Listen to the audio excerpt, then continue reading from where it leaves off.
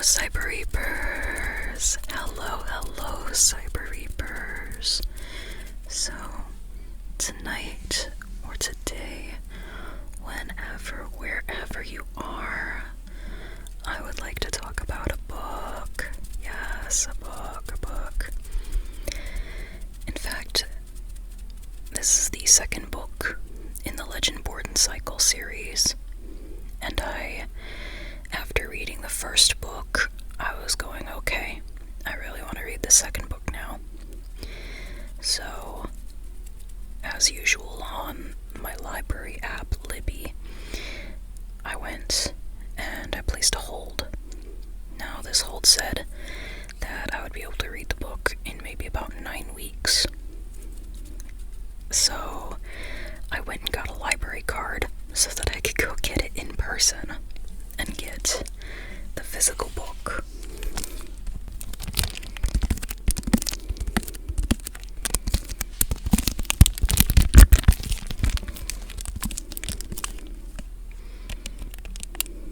So, yeah, I got the physical book.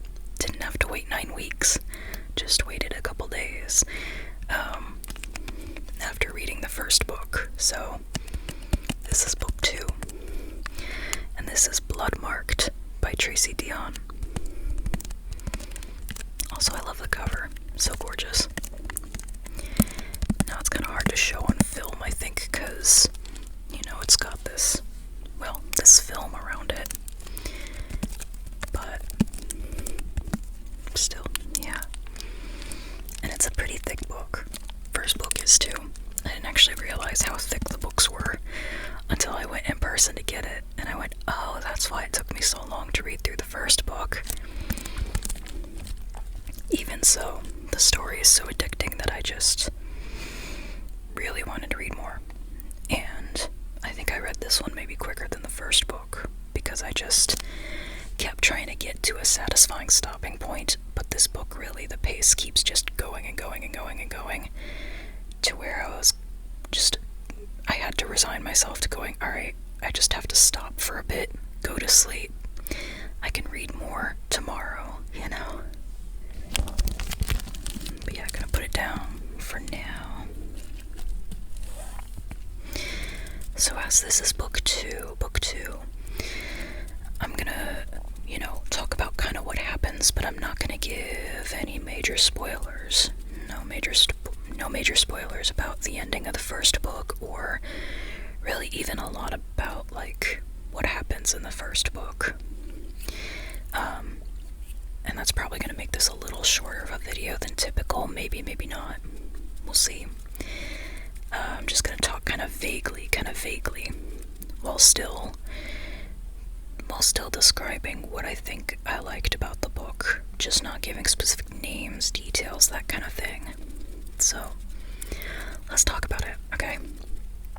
So, in case you haven't seen my first video about this book, and you want to or this book series, and you kind of want to know, going into this video, alright, what is the recap, at least of the first book, just like a little bit of the recap of the blurb. So nothing spoilery, just what is in the first book's marketing. I'm not even going to go into the second book marketing on that much, to avoid talking about spoilers for the end of the first book. So, the Legendborn Cycle.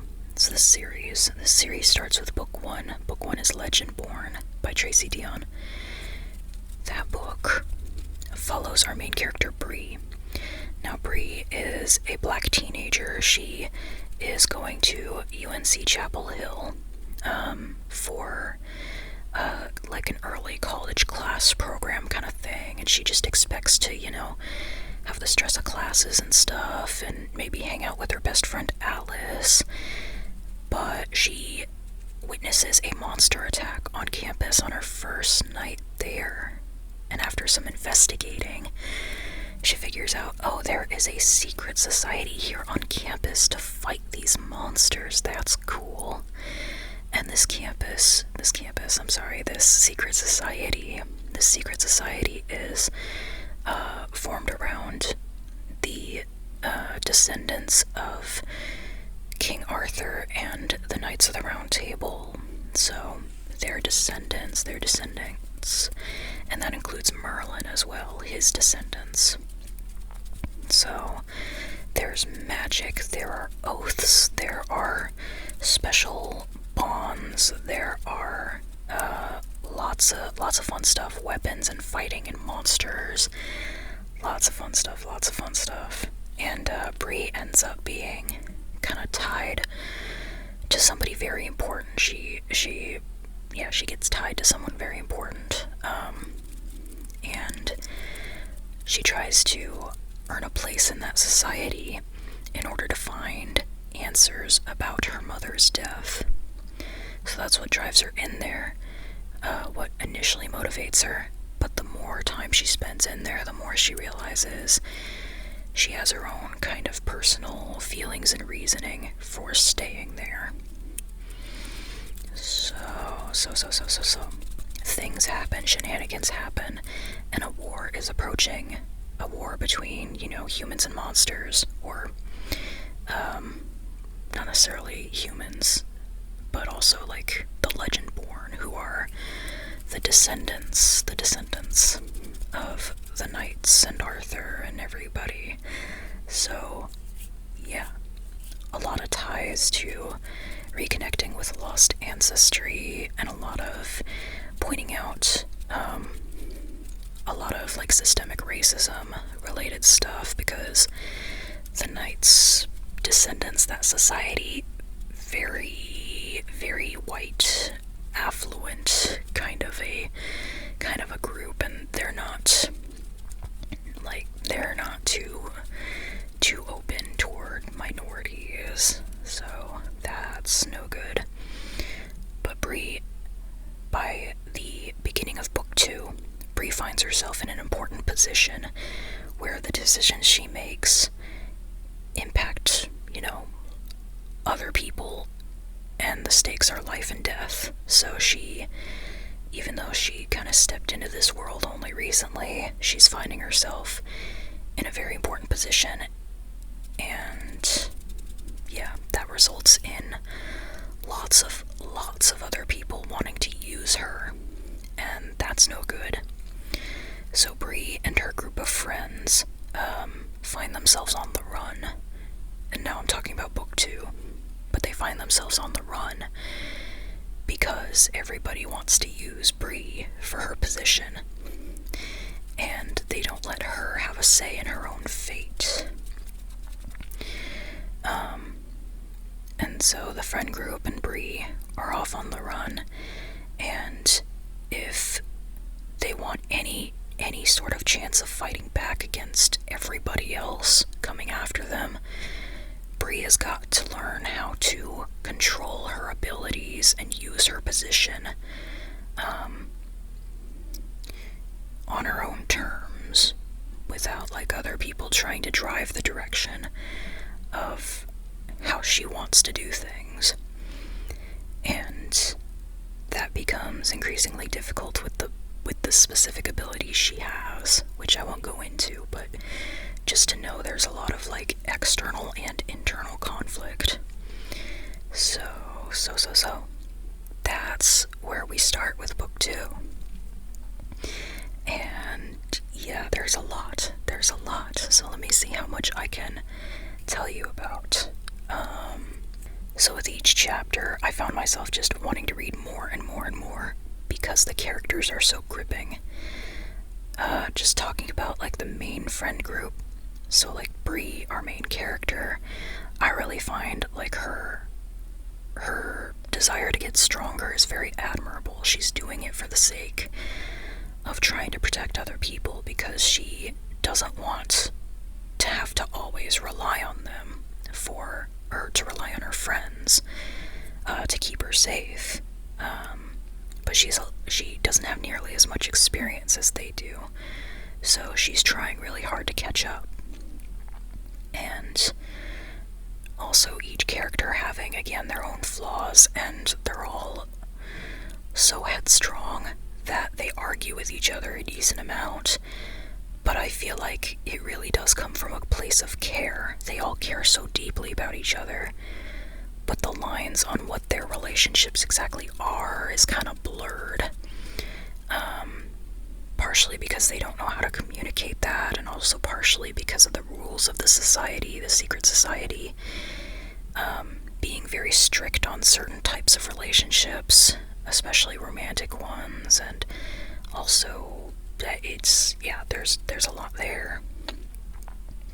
And while they do communicate to a certain extent, they each have a lot of insecurity about what the others think of them, and so that causes problems. That causes problems in the group, and just the characters. And I think too, there's one other one in particular that when I started this book, my goal for the first night of reading was just to get to a point where I felt satisfied with the communication between Bree, the main character, and this other character. I got through a third of the book and I still was not satisfied with the way they had left things. And they had been they'd been around each other for all that third of the book. They just didn't communicate. Not properly, at least. There was still a lot of tension between them, and the tension lasted the entire book, just about. And of course it led up just near the end. So, but yeah, that's the romantic tension, by the way. There's kind of there's a bit of complication with Bree's romantic feelings, and it's not like they're a secret either, that Bree has feelings for two different people, and those two different people know, and they both sort of just accept that. I mean, it's not exactly a I don't know the terms proper for this, if it's a why choose or what, but the romantic relationships are a bit complicated, given the just all the situation around them that's happening. And at first, honestly, I was rooting for polyamory. I wanted all three of them to be together, but I think just the other two have something. Their relationship is very close and very dear, but there's just something too toxic about the two of them being in a romantic relationship to where those two probably wouldn't work. And so, yeah, probably not polyamory, especially after reading this book and hearing kind of the feelings that were expressed in here. I was going, no, that other side would not probably work. But Bree is still open to potentially either one of them, possibly both. I don't know where this series is going with that. But yeah, honestly, I have a favorite of the two, but also they're both good, so it's I don't know. So there's a lot of romantic tension, all of that, on top of Bree trying to learn to control her powers, and she's seeking help for that, and that results in her meeting a lot of different people with different perspectives on magic and on the structures of the supernatural kind of society that they live in. And I find that really cool. I love that this book expanded on what we kind of already knew in the first book and what was hinted at. Some of those things that were hinted at actually appeared in this book, and I love that, because this book really expanded in the directions I wanted it to, which was everywhere. It expanded in the Arthurian legend stuff, it expanded in the different types of magic, in Bree's ancestry, and the historical lore kind of stuff that builds the secret society, the government of this secret society, and the power dynamics, and just a lot of stuff it really dives into, but I don't feel like it was like too fast. It felt like I could absorb everything a lot faster than the first book, actually. So I was really pleased with that, that the book was a good pace for that. And I feel like I've just been kind of diving from one point to another of all the things I've liked about this. It just feels there's so much, and so many new characters as well, that I feel like we're like at the beginning of introducing these characters. I thought, oh, okay, I understand these characters. Here's kind of the surface level of who they are, and then I understand a little more. Then by the end of the book, I go, oh wow, I understand a lot more about them than I thought I would going into them being introduced. And I thought that was cool. And also Bree having more kind of mentor figures as well was really neat. And them being black women as well. There were more, in terms of representation, there was more,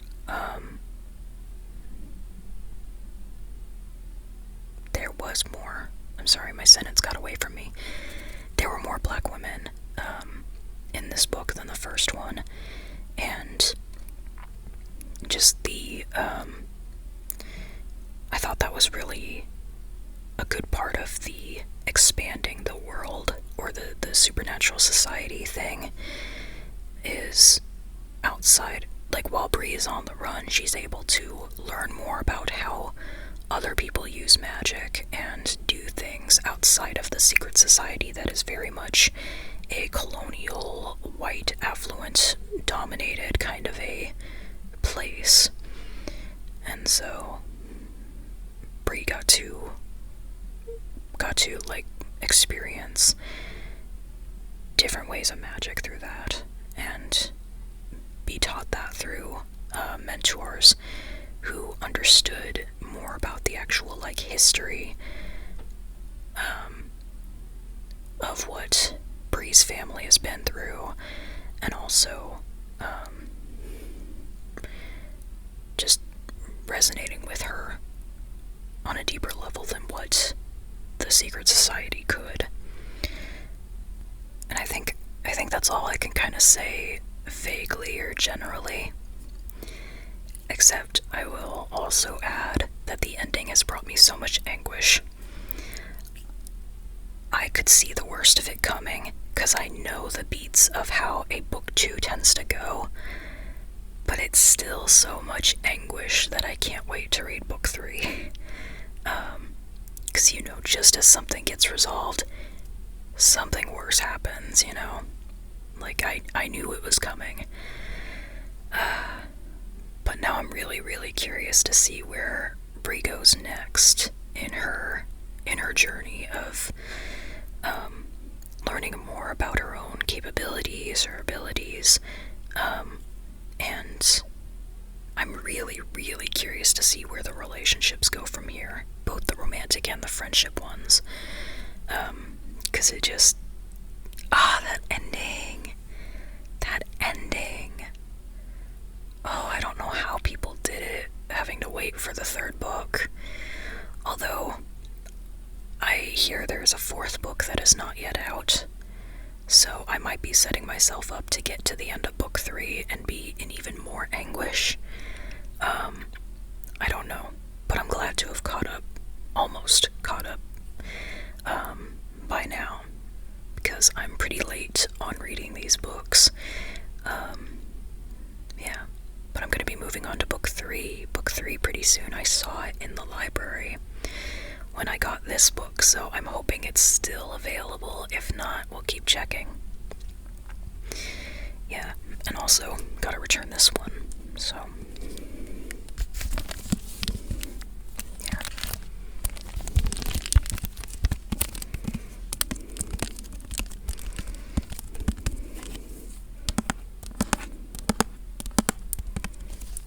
I'm excited.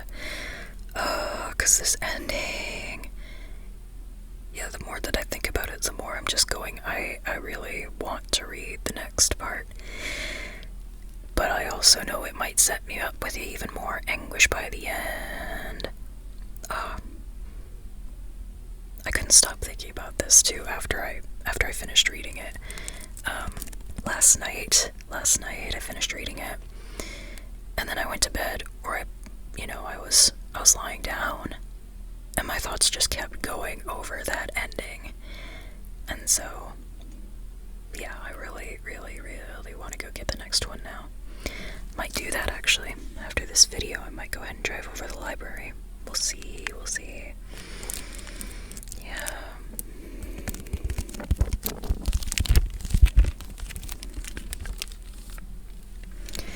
So. I think that's it. Thank you so much for listening. You are an awesome listener.